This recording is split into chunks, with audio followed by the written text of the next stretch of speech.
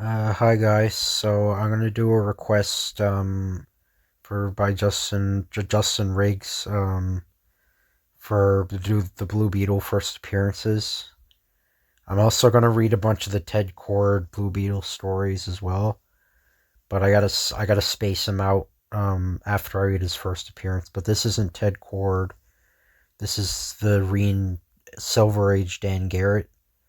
So we already read the Golden Age Dan Garrett where he was a cop, but in this they reinvented Blue Beetle into an archaeologist because originally he was a cop, and he was basically like a copy of the Green Hornet, and then they just sort of made him into a generic superhero from what I saw, but now they're remaking his origin. So the Blue Beetle, the giant mummy who is not dead.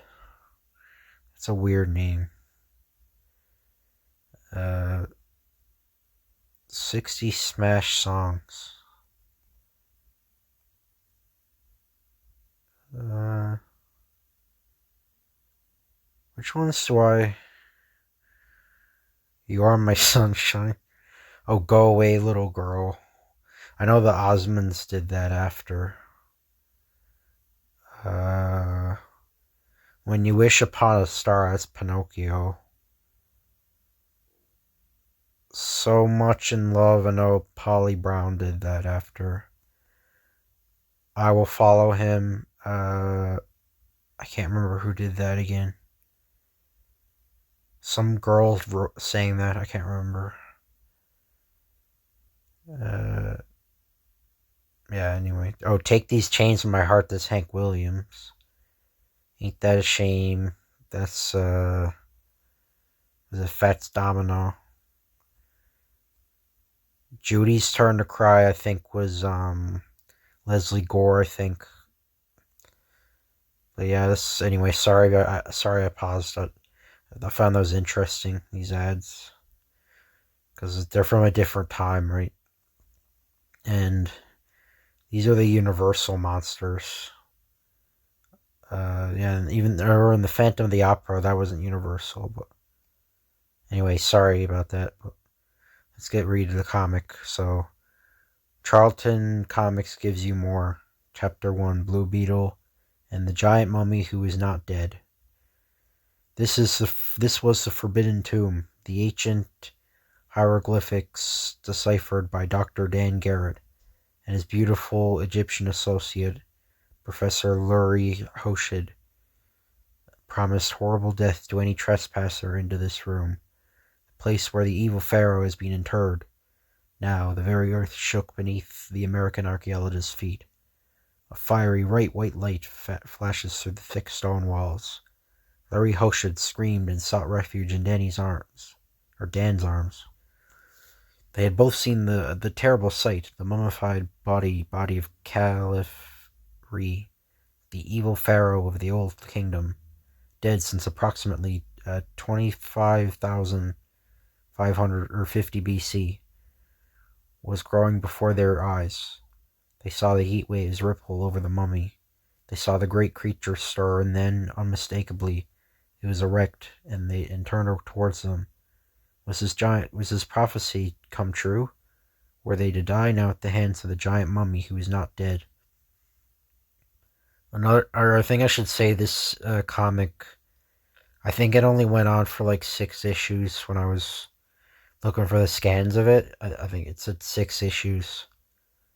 I know later, this was 1964. This was published. The modern Blue Beetle was made in 1966, I think, in November.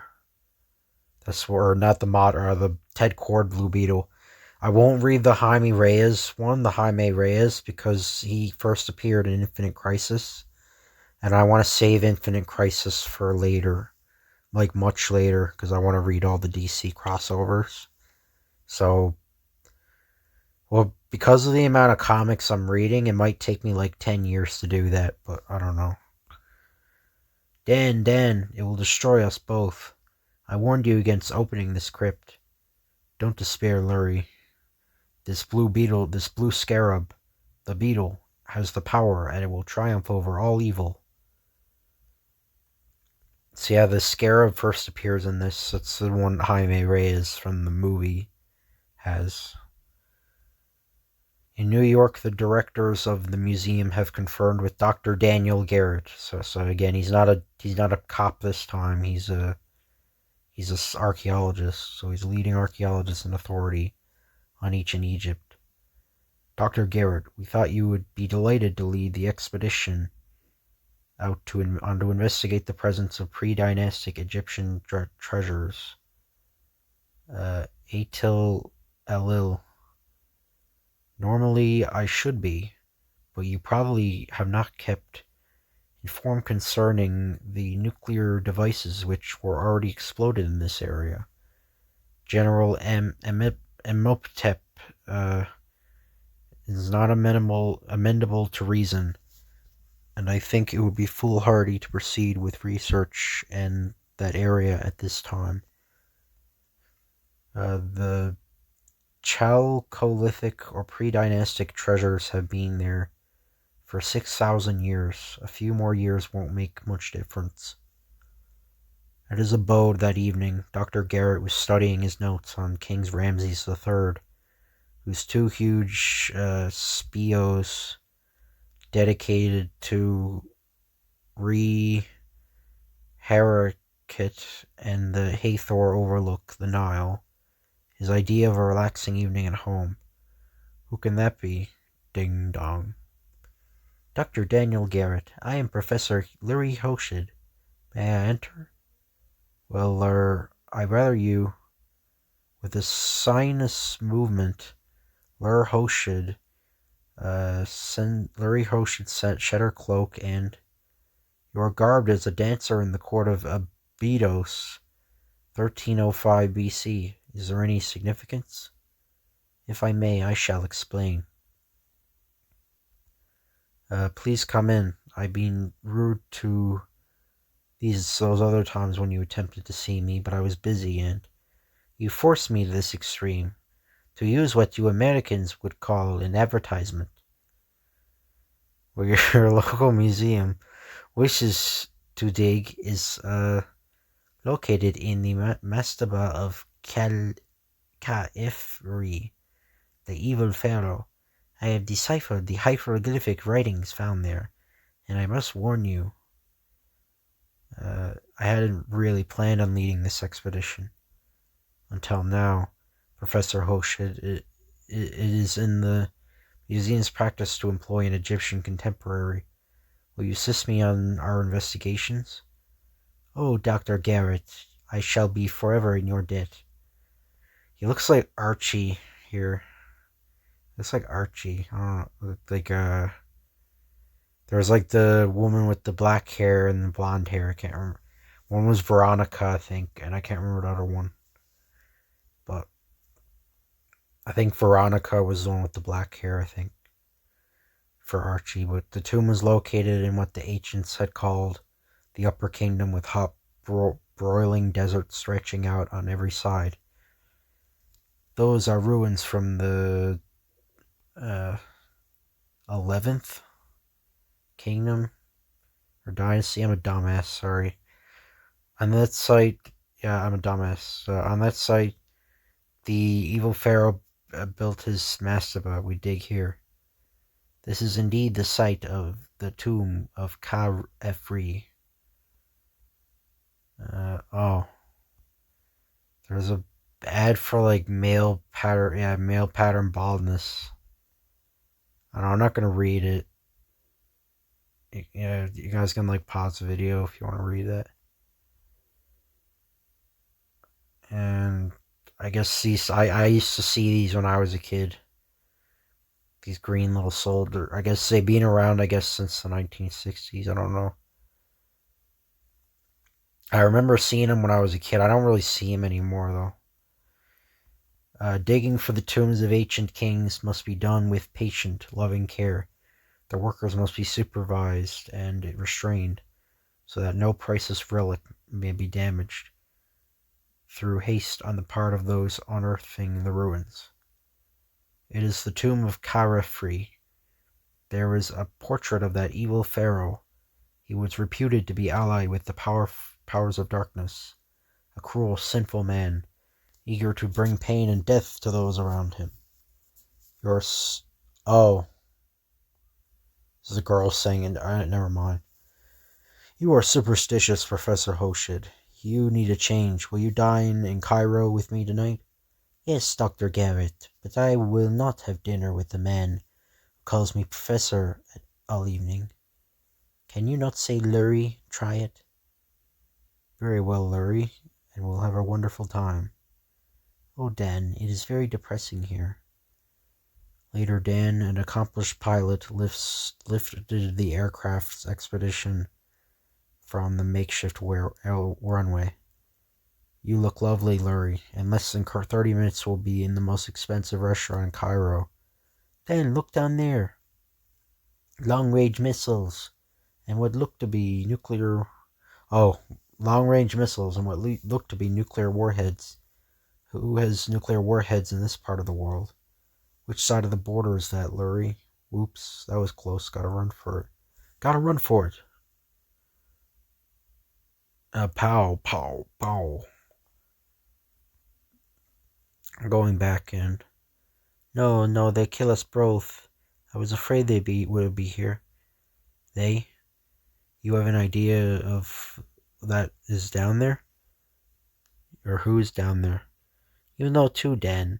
General Emahotep, descendant of a mighty ruler of Egypt, is in command there.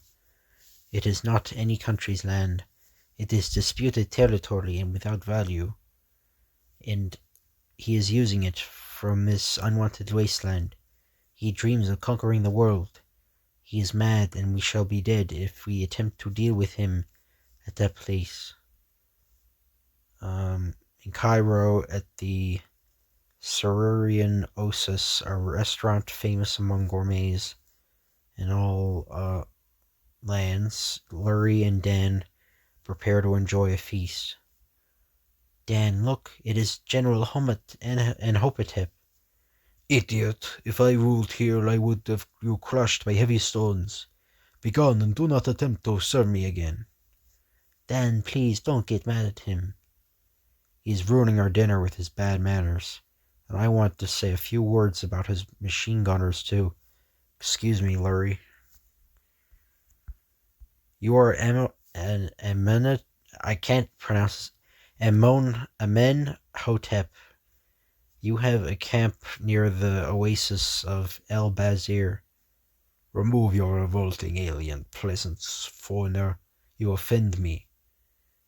Shall we disable him, Great One? Hold him a moment, Mafti.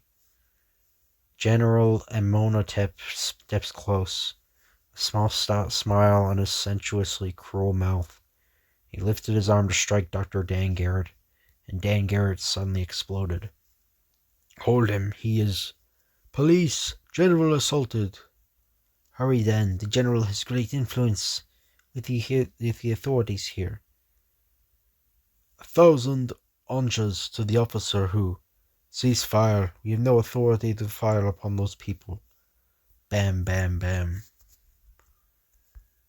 And in the morning, back to work at the mastaba of Kar Evri. Oh, Dan, this tomb has an evil smell. Okay. I have worked in other excavations, but never has my flesh crawled with fear as it does now.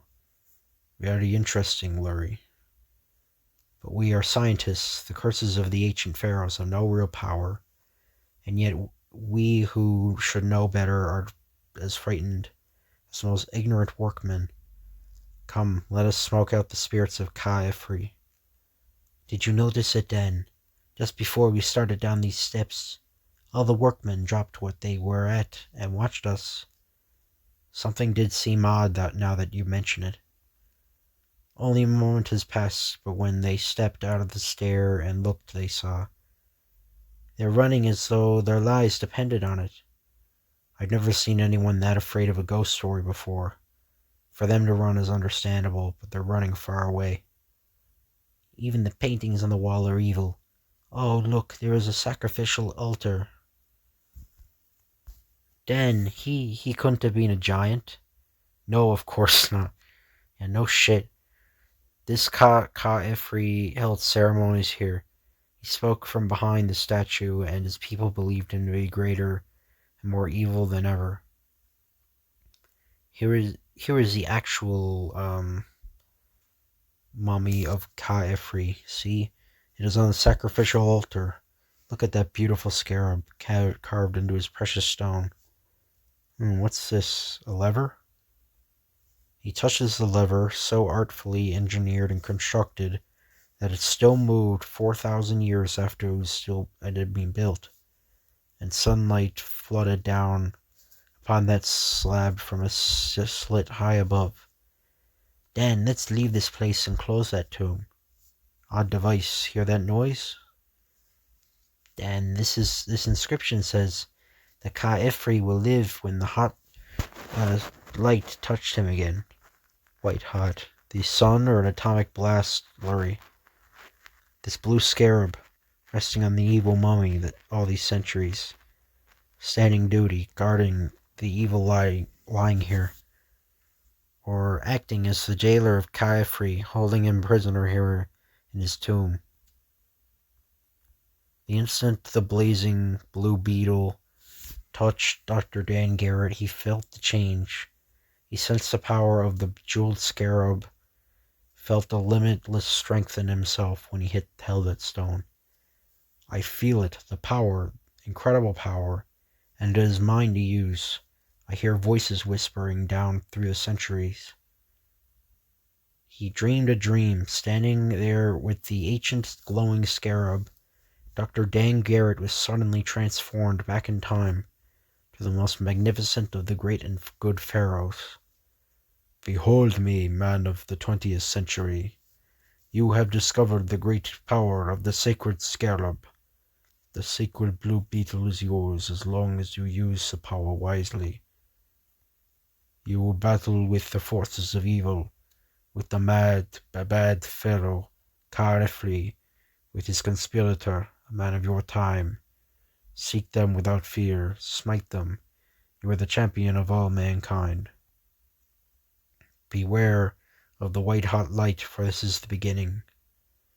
Then the dream was ended, and Dr. Dan Garrett heard a sound of his own century, the sound of a jet bomber close overhead. What is it, then? I know now about the white-hot light up there above us. Is a modern jet bomber carrying a hydrogen bomb. We've got to find shelter. How do you know that, Dan? Don't ask me why or how, but while I'm holding this blue beetle, I can look upward through solid rock and stone and see that plane. And I see inside the plane the great bomb that they are about to drop directly onto us. Then we'll die, Dan. A direct hit above us. Inside those great doors of lead-lined tomb Ka Ifri had built. We're going to go in there.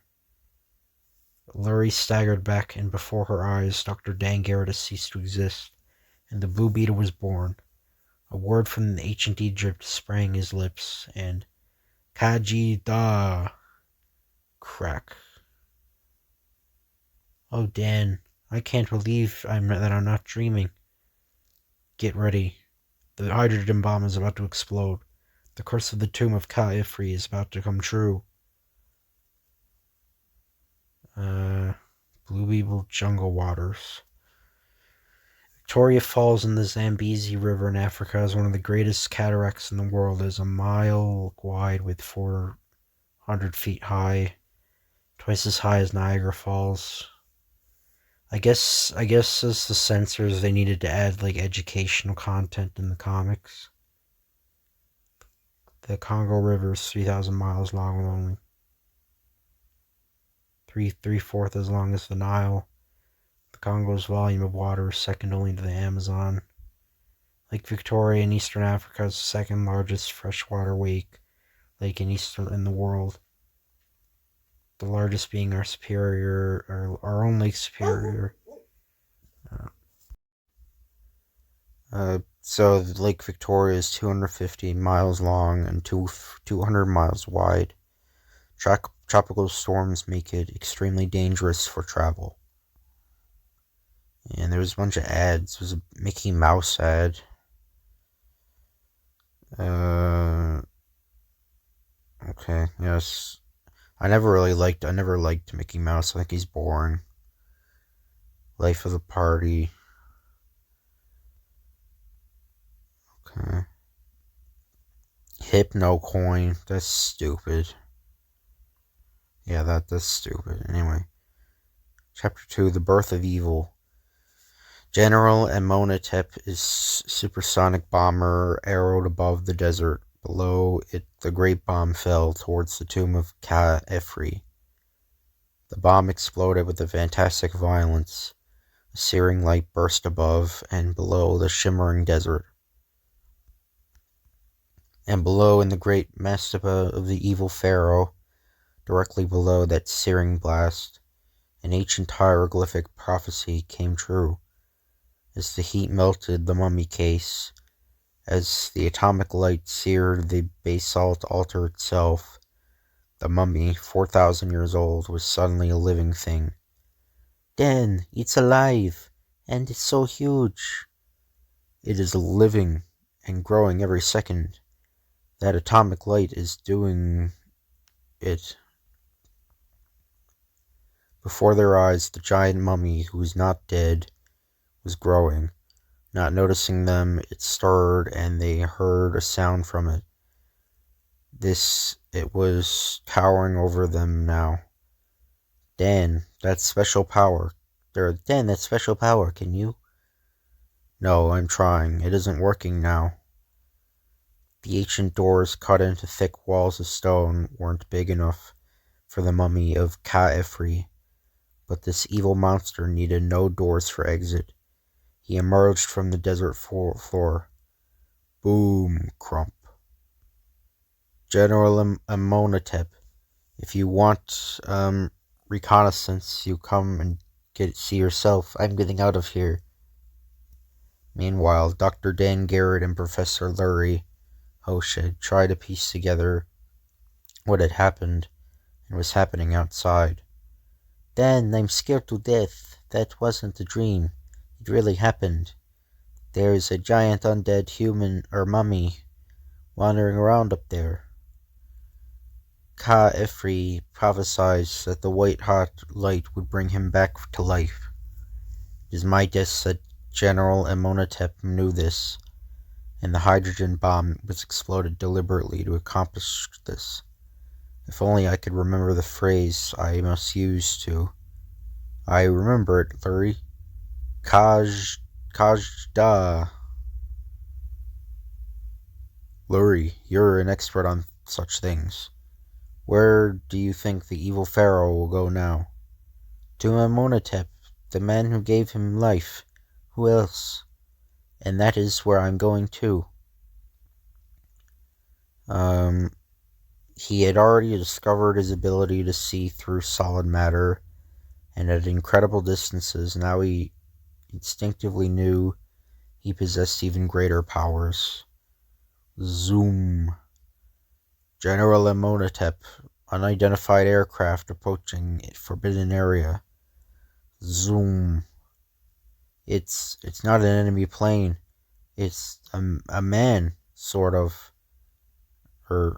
And my bullets don't hurt him any. Boom, or Buddha, Buddha, Buddha, Buddha, Buddha, Buddha. The pilot suddenly received a telepathic message, words of fire in his brain which were, "Abandon your aircraft. Puppet of evil or else." I see them from here. The giant mummy who is not dead went right to Imhotep. Reported to him, because Imhotep is evil and a descendant of that dynasty. The fantastic vision of Blue Beetle penetrated walls and vaulted across space, and showed him the giant mummy of Ka-Efri, facing his modern master, the evil Imhotep. Evil giant, reincarnation of the evil pharaoh, Ka-Efri, I greet you. Together you and I will rule the world. Our aims are the same, dead pharaoh. You sought to rule the world 6,000 years ago, and now I seek that dream. Together we will reign. With modern weapons we will institute a reign of evil. I better have a talk with Amonatep right now. In a split second, the Blue Beetle faced the pair who were avowed enemies of all men. I'm taking your playmate back to his tomb, Amonatep. My assistant is deciphering the hieroglyphics, which will put him back in the time and place where he came. Suddenly, caught without warning, the Blue Beetle felt a sudden chill. An evil coldness from the tomb held him paralyzed. He could not lift his eyes nor move a finger to fight the evil power of Ka-Ifri. Losing my power. Then the crumpled form of Dan Garrett slumped to the ground. Taken unaware by the evil pharaoh, Blue Beetle had succumbed. The fool. Nothing can stand in our way. Ka-Ifri. We will triumph. We will bring disaster to the world and rule it in chaos. This jeweled scarab may be the source of his great powers. I must have Ka-Ifri destroy it, along with him. End of chapter 2. And there's another ad. The platypus is truly the most unusual paradox. Okay. Just talks about a platypus. Okay. The wrist radio. Yeah, that sounds like a scam.